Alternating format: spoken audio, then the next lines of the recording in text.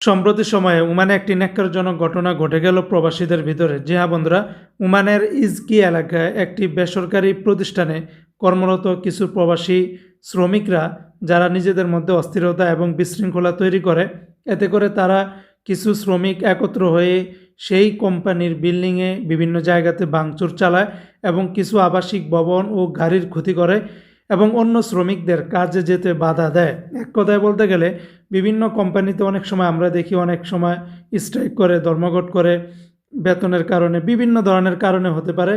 আর যার ফলে একজনের কারণে আরও 10 জনেরও কিন্তু ক্ষতি হয়। পরবর্তীতে এই খবর পাওয়ার পরে আল দাখিলিয়া গভর্নরেট পুলিশ এবং মাস্কেট পুলিশ এবং অন্যান্য পুলিশ ইউনিট যৌথভাবে সেখানে অভিযান চালায় এবং তাদের পরিস্থিতি এতটাই খারাপের দিকে গেছে যে সেখানে তাদেরকে নিয়ন্ত্রণ করার জন্য স্পেশাল টাস্ক পুলিশও মোতায়েন করেছে ওমানের পুলিশ প্রশাসন। পুলিশের হস্তক্ষেপে পরিস্থিতি পুরোপুরিভাবে তারা নিয়ন্ত্রণে এনেছে এবং পরবর্তীতে যারা এই ভাঙচুর এবং বিশৃঙ্খলায় জড়িত ছিল তাদের বিরুদ্ধে আইনি ব্যবস্থা নেওয়া হয়েছে। রয়্যাল ওমান পুলিশ জানিয়েছে যে আইন শৃঙ্খলা রক্ষা এবং মানুষের জীবন ও সম্পদ সুরক্ষা নিশ্চিত করেই তাদের এই অভিযানের মূল উদ্দেশ্য।